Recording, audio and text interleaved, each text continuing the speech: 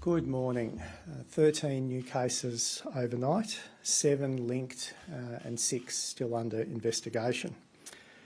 Disappointingly, only 2 of the 13 were in quarantine for their entire infectious period. We believe at least 10 have spent part of their infectious period in the community. We have 9 people in hospital at the moment, 3 in intensive care with 1 requiring ventilation. Testing yesterday, 2,402 tests completed. This reflects a trend on weekends where we see our test numbers dropping below 3,000. We'd like to see that number back over 3,000 today. Today's number of people infectious in the community is a concern and presents a challenging period of this outbreak. Now, our vaccination coverage, whilst nation leading, is still only a little above 50% of our 16+ population fully vaccinated. What this means is that the test, trace, isolate and quarantine, the TTIQ, is critical to the success of our public health response. It's critical now and it's going to remain a key part of our public health response for months to come. Testing is the really important part here. That helps us to trace, isolate and quarantine. So if you have any symptoms, please come forward for testing. If you live with someone who has any symptoms, the household should come forward for testing. If you are in a workplace and one of your colleagues who you work closely with has symptoms, they should come forward for testing as soon as possible, and everyone must isolate whilst awaiting their test results. On compliance, again, the ACT Policing, Access Canberra and WorkSafe ACT teams have been busy across the city. This is a 7-day-a-week operation across 3 separate areas of ACT government. There were 376 traffic stops yesterday, 37 business compliance checks undertaken by ACT Policing. Access Canberra undertook its own program of business compliance, and their report to me is that there are still concerns. One of our COVID-19 business compliance teams yesterday reported that 8 out of the 10 businesses they visited yesterday weren't complying with the public health directions.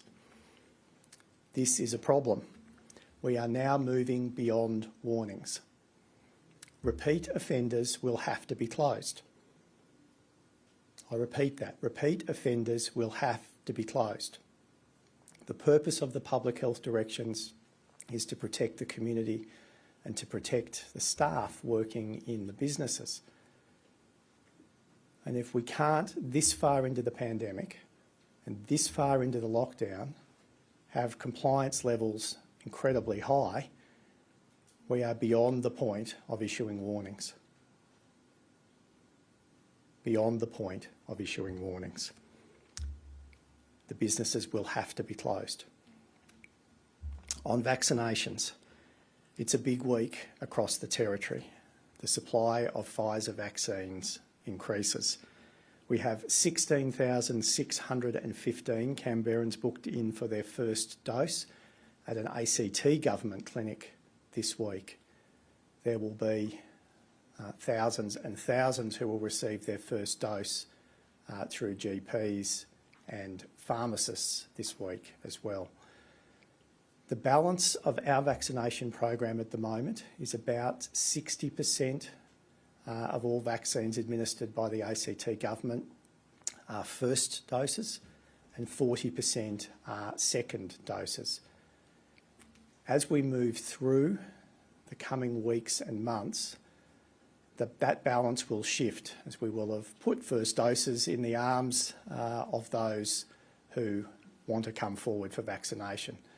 So the program will shift then to being much more focused on second doses and completing the vaccination program across the ACT. So this week we pass a 50% milestone of the population aged 12 and over who will be fully vaccinated. We will also pass the 75% milestone for the population aged 12 and over who have a first dose. Now, as always, the best vaccine is the one available to you today. If you are over 18 years of age and you are still waiting for a vaccine, and that appointment or booking is many, many weeks into the future, you should consider the benefits of the AstraZeneca vaccine by speaking with a health professional. We have a real focus on vaccinating 12 to 15-year-olds. From Monday, the 20th of September, so this is in a week's time, all Canberra children aged 12 to 15 will be able to book a Pfizer vaccination appointment at an ACT government clinic. But as I've just outlined, we have a lot of 16 to 39-year-olds still to vaccinate though. So it is possible that the earliest these bookings will be is in October or November. There are alternatives though. Parents can arrange their child's vaccination through a local GP providing Pfizer, or through a pharmacist providing the Moderna vaccine once it arrives in the Territory, and this is anticipated in the coming weeks. This might be a quicker path to vaccination. So 3 ways to get vaccinated for 12 to 15-year-olds: the ACT government clinic, GPs and pharmacists. It is worth looking around to see the quickest path for vaccination. We are very keen to vaccinate 12 to 15-year-olds as quickly as possible. Already 650 vulnerable children in that 12 to 15 age group who have underlying health conditions have received their first dose. There are about 25,000 children aged 12 to 15 in the Territory, so it is a big task ahead of us to vaccinate them all. But across ACT government clinics, GPs and pharmacists, we are up to that challenge. We believe it is very, very important to vaccinate 12 to 15-year-olds, and we are very focused on doing so. Before I hand to Dr. Coleman for the update on today's cases and epidemiology, for those who've joined late, the quick summary: 13 new cases, 7 of them linked, only 2 in quarantine during their entire infectious period, at least 10 infectious in the community, 9 hospitalised and 3 people remaining in the hands of our intensive care units at Canberra and Calvary hospitals. Dr. Coleman will now provide an update, and then myself, Dr. Coleman, and Minister for Health Rachel Stephen-Smith will be available to take questions. Thank you.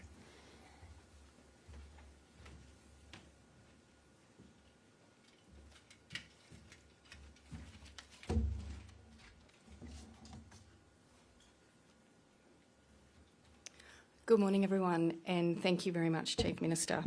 So the total cases for this outbreak is now 506 cases, with 13 new COVID-19 cases notified since our last update yesterday.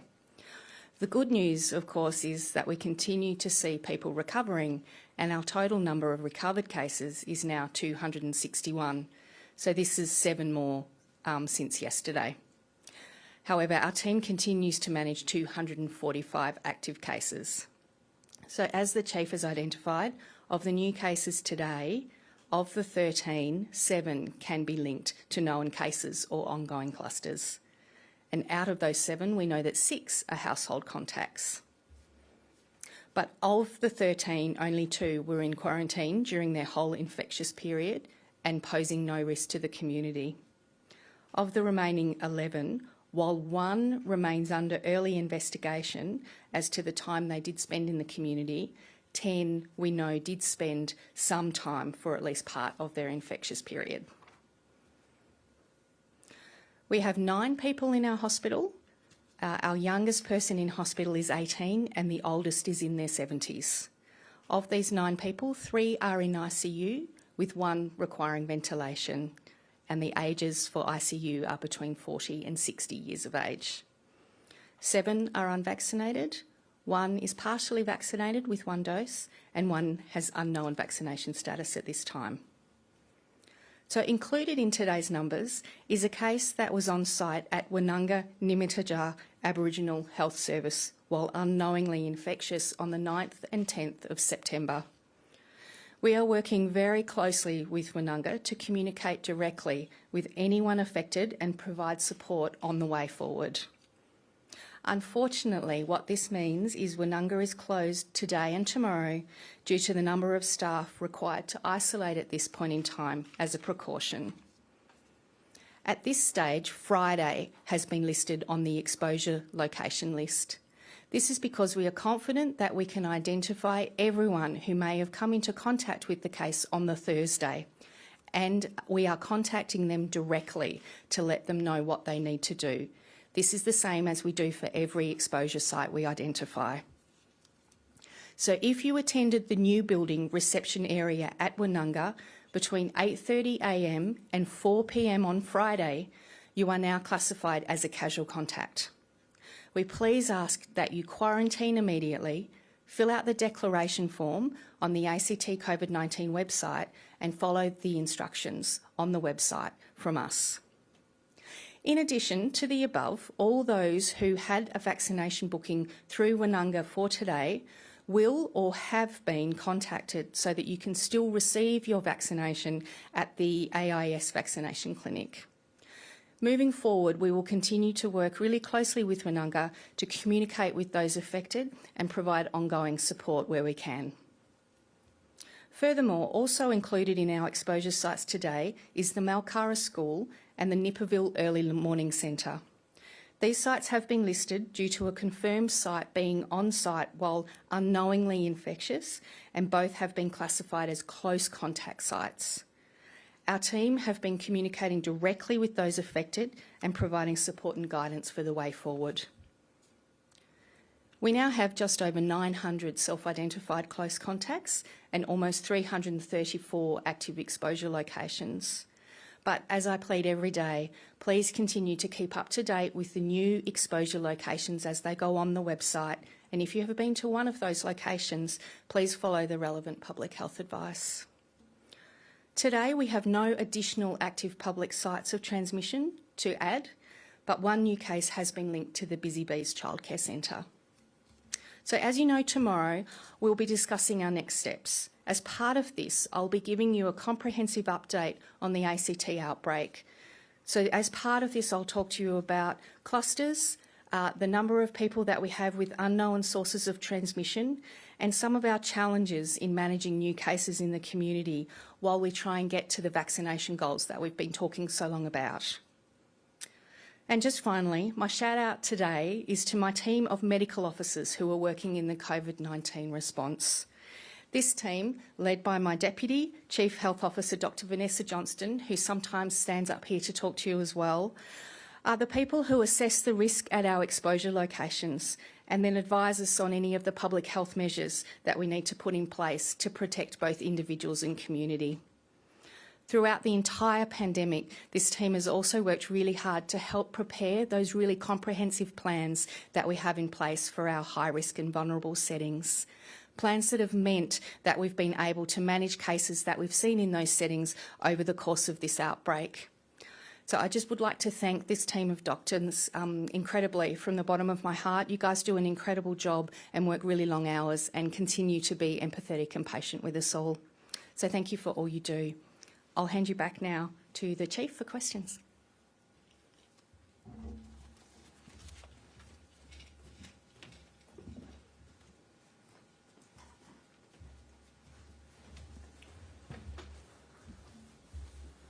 Thank you, Dr. Coleman. We're starting on this side. Jasper. Given the number of cases that continue to be found to have spent some time infectious in the community, should Canberrans temper their expectations around what can be announced tomorrow? Well, I don't want to preempt tomorrow's announcements. We've still got some further deliberations tonight and tomorrow before I'll stand up here with Dr. Coleman and outline where we are going to be. But you know, I've repeatedly observed that one of the factors that we are looking at beyond the headline numbers is the number of cases infectious in the community, and whether they can be linked or not. And what we want to see is a high number of linked cases, so we know exactly where people have caught the virus, and as low as possible number of people infectious in the community, because if you're in quarantine, you're not a risk. But if you've been out and about, then you are, and that clearly impacts on the overall level of restriction. The overall level of restriction settings that we can put in place. Because if we've got too many people, even unknowingly infectious in the community, and too much activity, then you're on a pathway to where Sydney finds itself now.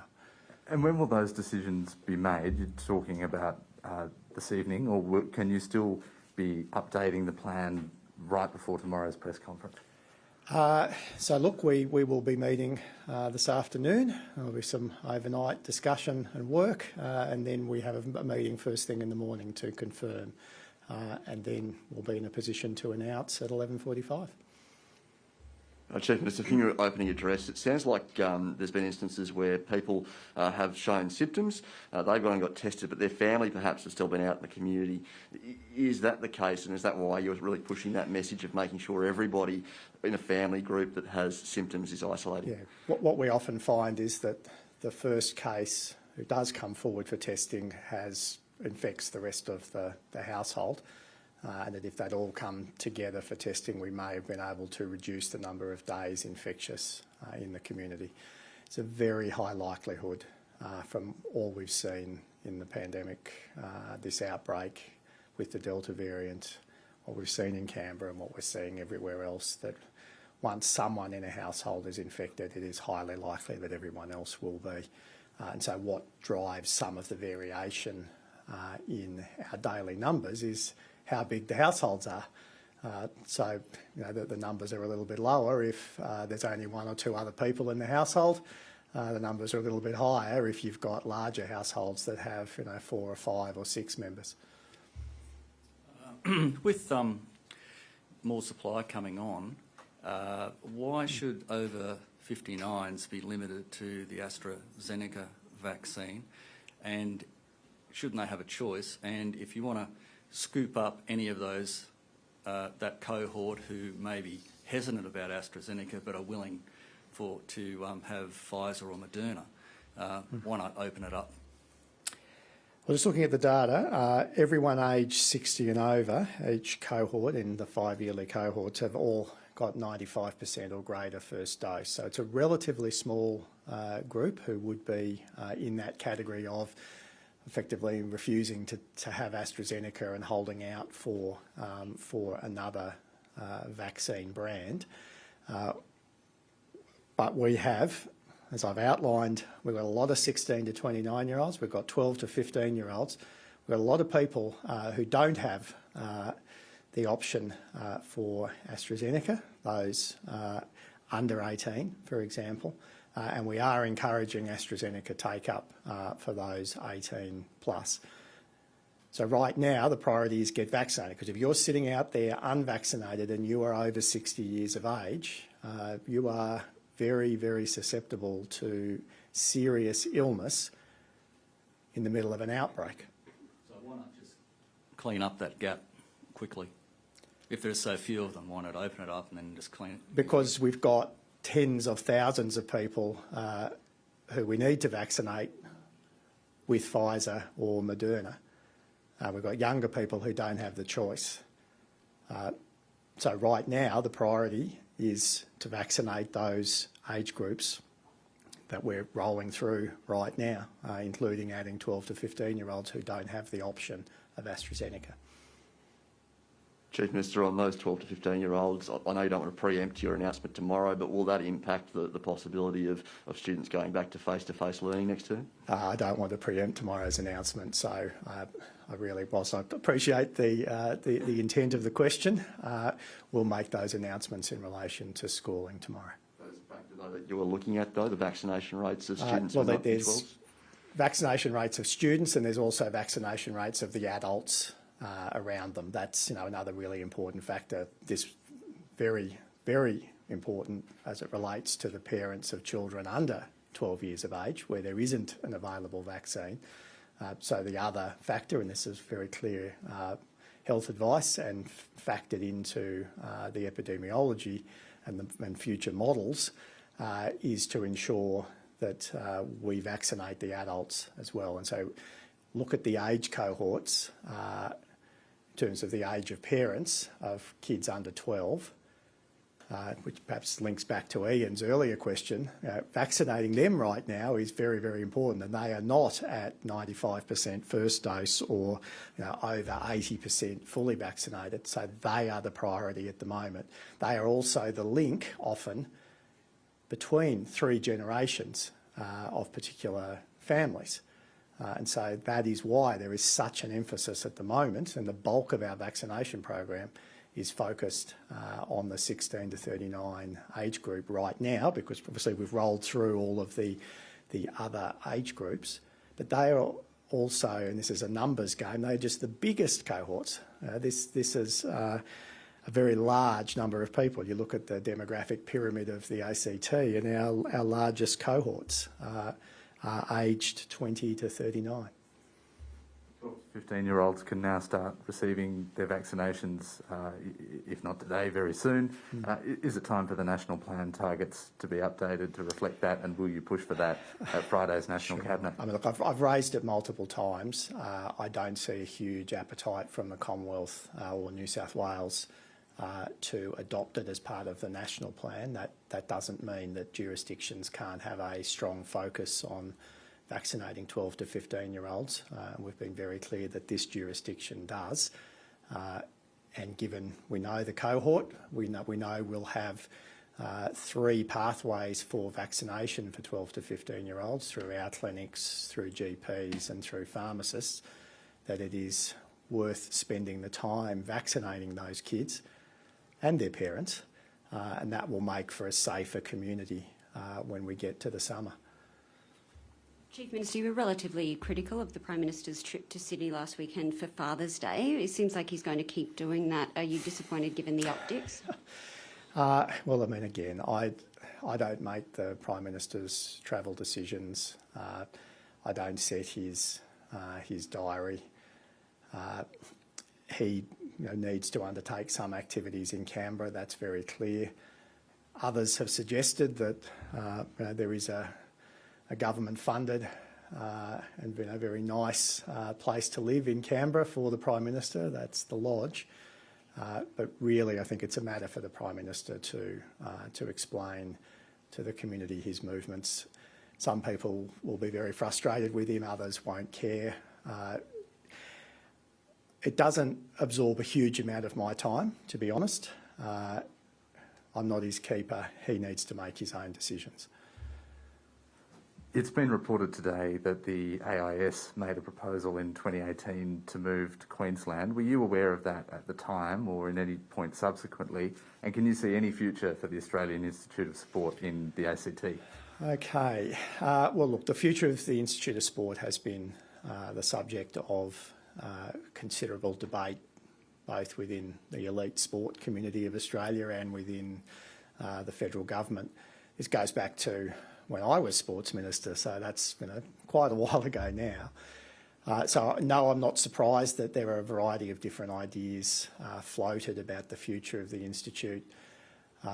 You can see why, in light of the Brisbane bid for the 2032, well, successful bid now for the 2032 Olympics, that there would be a view, certainly from that jurisdiction and potentially from others, including at the national level, that there would be some benefit in having more of the elite sport preparation for those Olympics located in Queensland. Whether that requires the entirety of the AIS as we know it in Canberra to be moved would seem to be quite a leap beyond where we are now. But there has been a trend through most of this century for particular sports or programs to be moved away from the centralised version of the Institute based in Canberra to state-based academies. Look, there'll be a variety of views on that as well. let me confess that right now, even though I remember being involved in these debates extensively, sort of 5 to 10 years ago, it's not something I've given a lot of close attention to in the last month. Some questions for the Chief Health Officer, if we can. Thanks very much.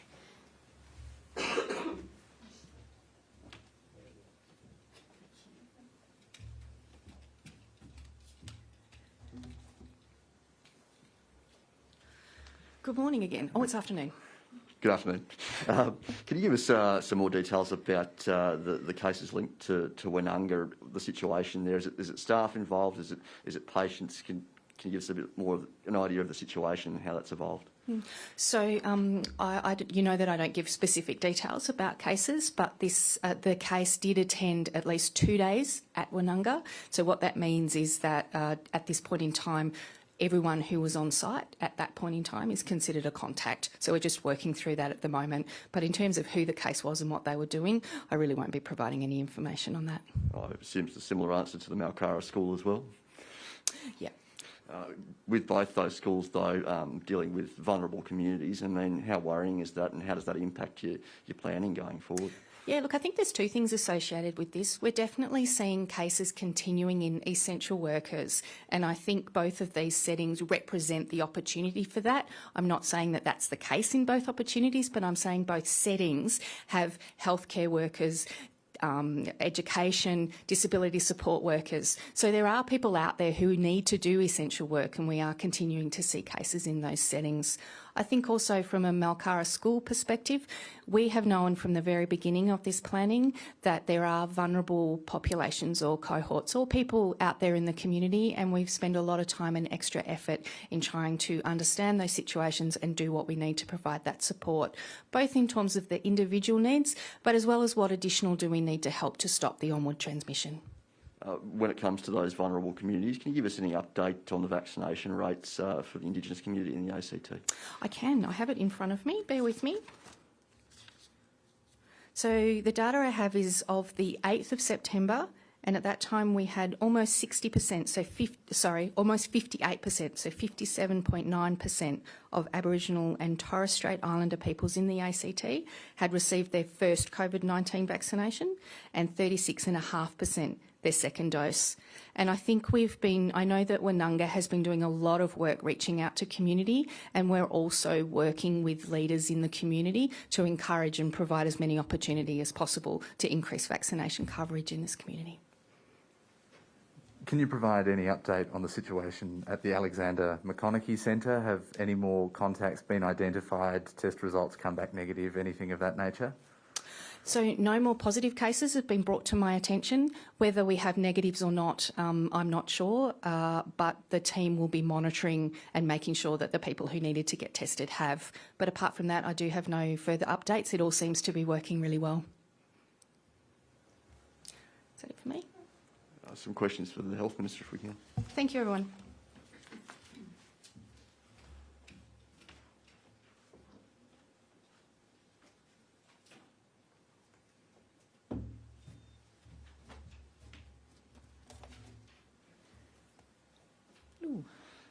Minister, again, with vulnerable communities impacted now with these two exposure sites, the Malcara School and the Indigenous community with Woononga and Imadaja, we heard that vaccination appointments will change for Woononga and Imadaja. Will there still be provision for that service to provide those appointments if people who are unable to get to the AIS as they've been shifted to? Yes, absolutely. So Canberra Health Services is working directly with Woononga to ensure that they can continue to provide vaccination appointments as soon as they reopen. So they're shut for today and tomorrow, I understand, to ensure that cleaning can take place to support their workforce. But should they need supplemental staff from Canberra Health Services to be able to then resume appointments on Wednesday, that's being done in partnership with Woononga. We just heard about those Indigenous vaccination rates in the ACT. Are you satisfied with them, or should we have been better off? Oh, look, of course we're not satisfied with those. What we have seen for people aged 60 and over is a very high vaccination rate. Our data is telling us more than 100%, but that reflects obviously that the denominator is not right, and that probably reflects people not having previously identified as Aboriginal or Torres Strait Islander through census and other data collection processes. But for the younger part of the Aboriginal and Torres Strait Islander community, we really do need to get those rates up. This is part of the broader conversation that we've been having about ensuring that we see a strong vaccination rate right across our community. It's not only about achieving 80% fully vaccinated for the community as a whole, it's also ensuring that those more vulnerable parts of our community, whether that's Aboriginal and Torres Strait Islander people, whether that's people with disability, obviously we've already got there with older people, but we actually have a focus on those more vulnerable parts of our community and an equity position in relation to assessing our vaccination status. With 12 to 15-year-olds now being, or very soon, being able to book in for vaccinations at government-run clinics, does that negate the need for a school-based vaccination program this year or early next year? Where's the thinking up to around offering vaccinations for students in schools? Yeah, we're still working through that. I think it will be in part what is the take-up like through GPs, through pharmacists with Moderna and through our ACT government clinics, and that will be partly dependent on what the supply is like, because we still have a large number of people aged over 15 to vaccinate as well. So it will be the access through those channels to 12 to 15-year-olds will be dependent on supply and appointment availability, as well as the fact that they are eligible. And then I think, so we'll be working through what the take-up of that is like, whether there are groups where we need to go in and do more, whether there is the benefit to a school in-reach program, and then what the logistics of that look like, because that is quite a significant exercise. You know, in most of our school-based vaccination programs, it might be you get the vaccination in one particular year, and so it's only one year group that's being vaccinated. For a 12 to 15-year-olds, that's basically the whole of high school. It's a very big exercise. So we're still working through exactly what that is going to look like, bearing in mind that 12 to 15-year-olds have only just become eligible and will be able to book vaccinations in ACT government clinics from next Monday. Has there been any thought given to targeting in-reach vaccination in schools where vaccination rates are perhaps lower than the general cohort, and saying, this school, we need to get in there and vaccinate as many children as possible? Look, that's exactly the kind of thing that we will look at as we see what the experience is with 12 to 15-year-olds coming forward with their parents' support to get vaccinated. We're certainly looking particularly at our special schools for people with disability, for children with disability, and whether there is work to do in that space. Obviously, those children and young people have already been eligible for vaccination.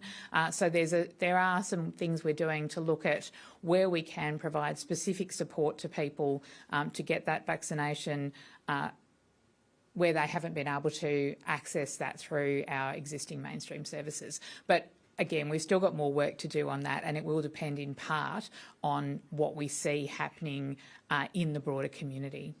Just on the AMC, Minister, are detainees to the ACT Watch House screened or tested for COVID, even if asymptomatic, and are we considering strengthening those protections?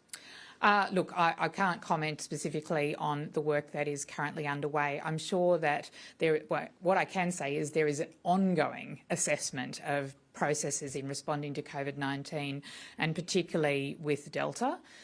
We know that Delta has changed the game in terms of the way we respond right across the community.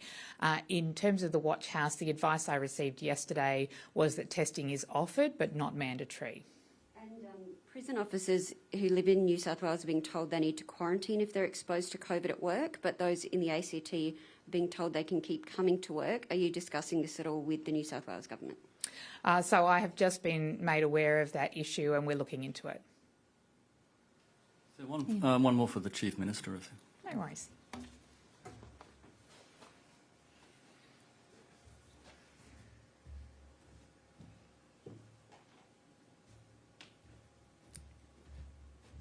left the building, Ian.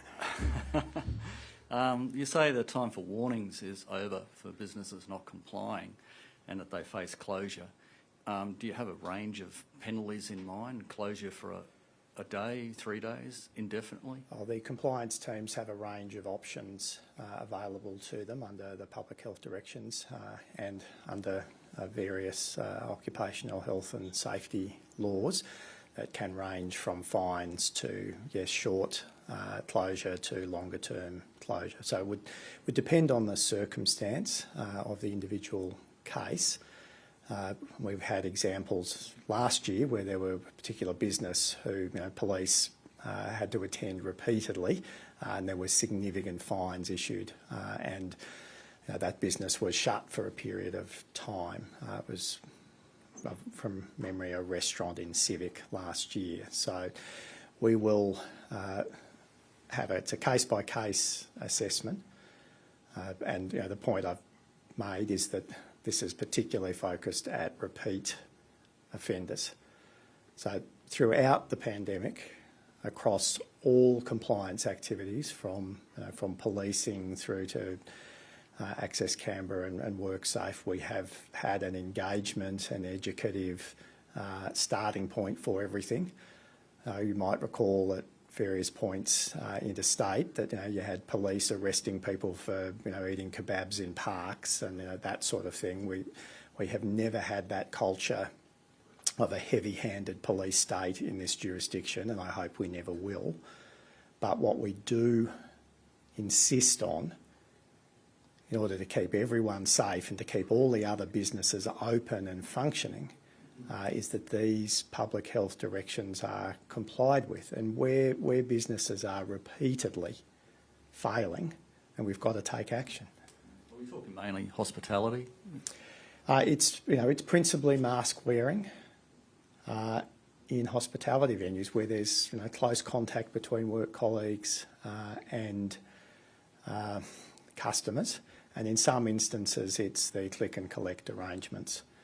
And so, again, I think it's not a consistent pattern. I don't want to single out the hospitality industry. Overall, they're doing very well.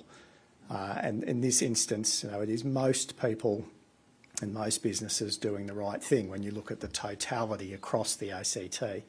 But it was pretty alarming to hear yesterday that 8 of the 10 businesses that this Access Canberra team visited weren't complying. That's too high, and that's a problem.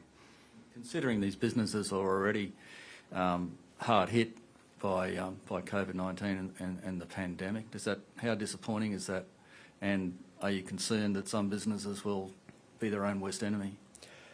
Well, I appreciate it is frustrating for everyone. No one wants to be in a pandemic, no one wants to be in a lockdown, and no one wants to have to be complying with public health directions that are as detailed as these. No one wants to be in this situation, but we are, and the only way we're going to safely navigate our way out of it is if people do the right thing. That's the community at large, but it also is a responsibility on business. And there's been a lot of good engagement with business, with industry stakeholders, with business leaders, and we place a lot of trust in that process and that engagement. But regrettably, a small number don't do the right thing. And so I think it's important in a government response to that it be proportionate, and that we don't say that all hospitality or all retail or all business are doing the wrong thing and should suffer consequences for the poor behaviour of a very small number. That's not what we want to do. And I want to use this opportunity to say that most businesses are doing the right thing. But where there is repeated examples, where warnings have been given, where education has been provided about how this has to be done safely, and it's repeatedly not, then that really does require a stronger response from regulatory authorities, and that's what we're going to see. So, well, does that mean there'll be more compliance teams on the job? Our compliance teams are sufficient in volume. What we need is more compliance, not that we need an army of extra people out there. They're picking up the cases, And most times, most businesses only need one warning and then they get it. My comments today are aimed at a very small number of businesses who are repeat offenders. Chief, those who've got children at home and doing home learning know that's challenging at the best of times. With the Malcara school now being an exposure site, with that in mind, what sort of supports are being given to parents that have children that are high needs at home at this point? Well, there's obviously a range of different settings and education settings. So those specialist schools are still conducting on-campus learning for appropriate reasons. There is an availability of on-campus learning for a small percentage. I understand it's about 2.5% of the overall population who are the children of essential workers, and there are a range of specific programs and supports. Education Director and the Education Minister are going to be better placed to give you the detail of that. Although I am across a lot of detail at the moment, I cannot give specific examples of each individual program that each school is providing within the education system, other than I am aware that there are programs available and support available to meet the variety of different circumstances of children and parents through a difficult period. One more for the Health Minister, if I can. My apologies. I think able to. We might, if we can, try and keep them in blocks rather than having people crossing over, but yes.